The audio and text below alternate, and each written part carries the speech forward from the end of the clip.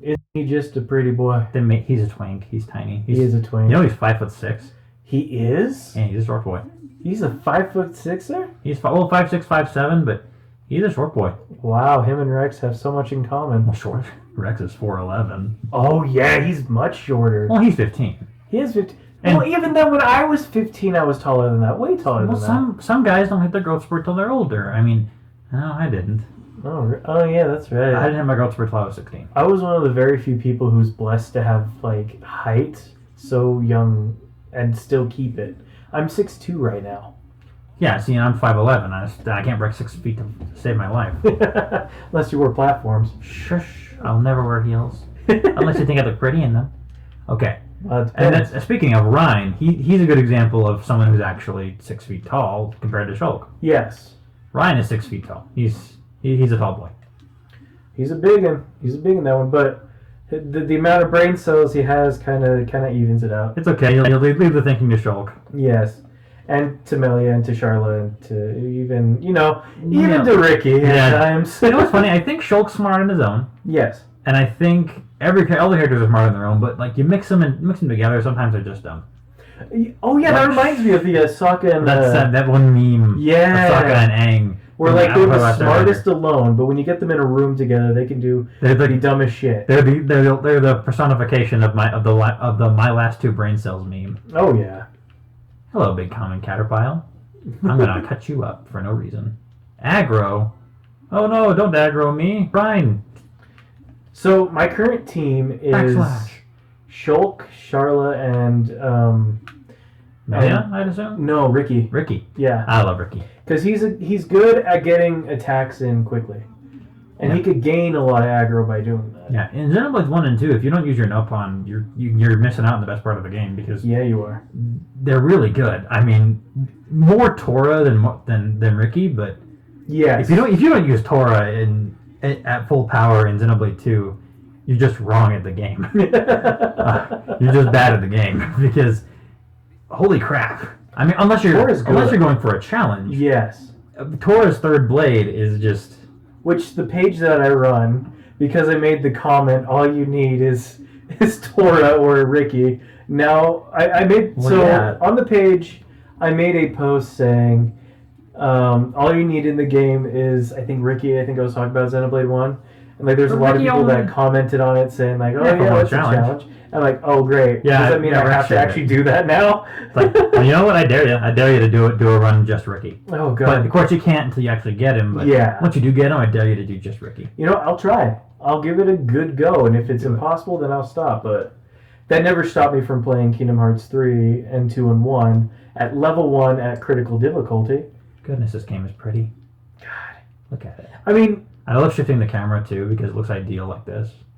Really? I've always played it like down the middle. Kind of sympathetic. I like to have it off to the shoulder. Might be because I like the Batman Arkham games, but beyond this, I just think it looks cool to have. You're right, and here's why it's almost more cinematic. Yes, but here's also why you're right. You see a lot more of the world because mainly if you have it in like the center screen, the map takes up a lot of that the scenery. Yep. So when you have it shifted over like this, you see a lot more of the world around you from behind Shulk. I hadn't even thought about that, but you're right. You can see a lot more from here, and then you gotta just zoom it out a little bit. Well, now I know what setting you changed to. And apparently, I posted this. No, not I did. I think it was one of our other buddies on the one of our group chats. We have a couple. I think. I'm only active in one, but yeah, for good reason. Yeah, for a very good reason. But who was it that posted it? I think it was AJ. Yes, it was. He was. He's not even playing this game yet. He's still playing too. And he's posting things to help us out with the game. Which is awesome because he's actually never played a Xenoblade game before, and he's playing 2 first, like I did. But I played 1 first, then I played X, then I played 3, and I haven't even touched the Xenogears or Xenosaga. I want to try Xenosaga, but it's like, man, that just seems like a niche thing to get into. Yeah. And its fandom is almost dead. I feel like it needs a remake. Yes. The Xenosaga games need a remake. Here's the thing, though. From what I've seen, though, it's really different from Xenoblade.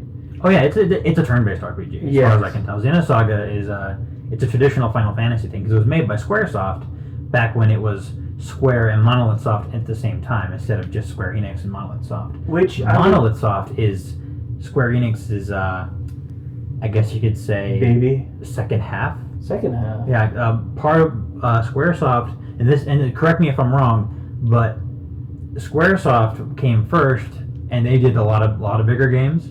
But then part of their staff broke off and became Monolith Soft, but stayed on good terms. That's why Tetsuya Nomura, he, the art director dude of Kingdom Hearts, and the new Final Fantasy remake, and the original Final Fantasy, Final Fantasy VII. He did a bunch of character designs for Xenoblade 2. All the tournament members were drawn by Tetsuya Nomura, which is awesome. And Jin, Malos, Akos, Batroka. They look good. And I love Mikhail. They're all cool, and I love it. And speaking of the art of Xenoblade 2, did you know that the guy who designed Rex, Pyra, and all the main characters is a hentai artist? Oh yeah, that's fantastic. Makatsuku something Saito. His name is Saito. He's just Saito. I think. Yeah. No, it's just an AI.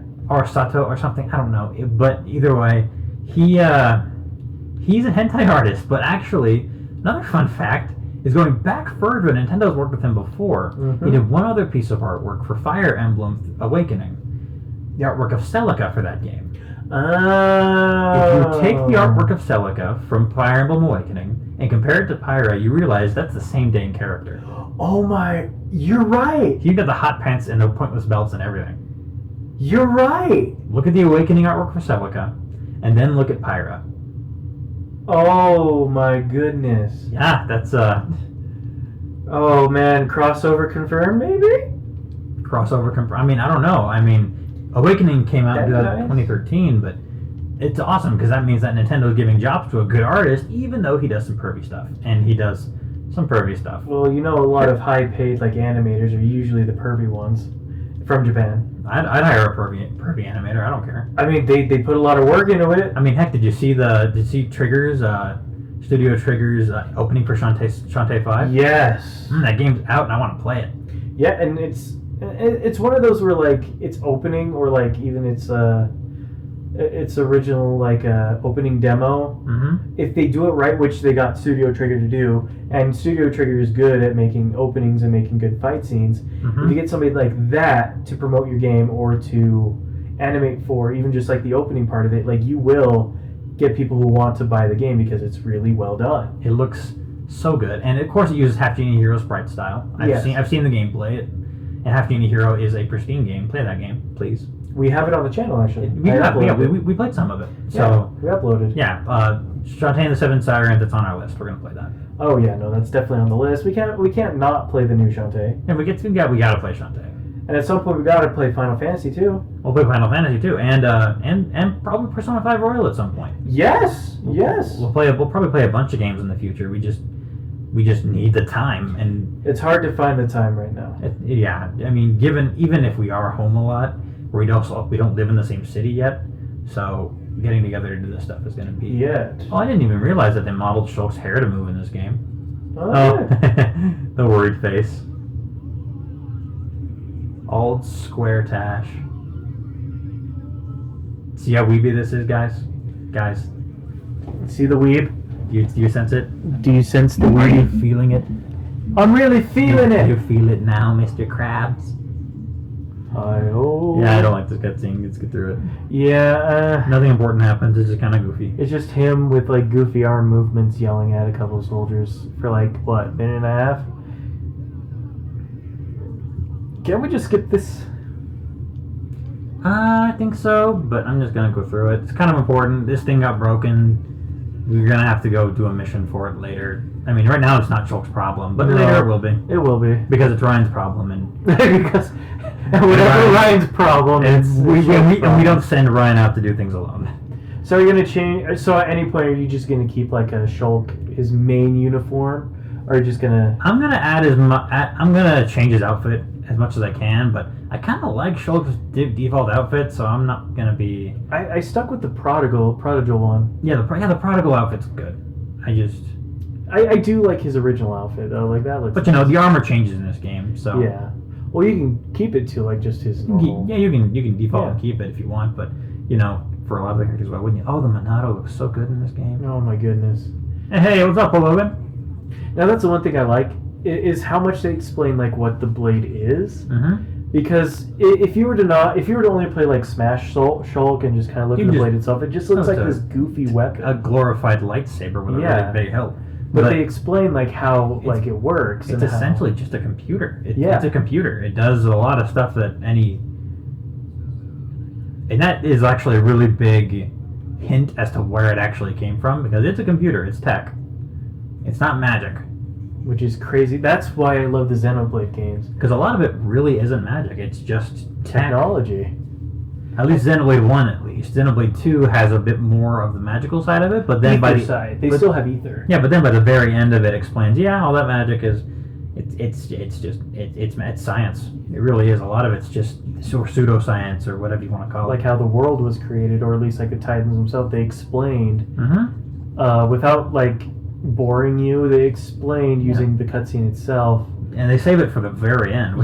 Thank God. Which is a huge difference from this game, because this game opens up with the creation myth, whereas Xenoblade 2 ends with a creation myth, which is nice. Which is interesting, because they're not actually. That's kind of a misnomer. They're not actually myths. They actually happened.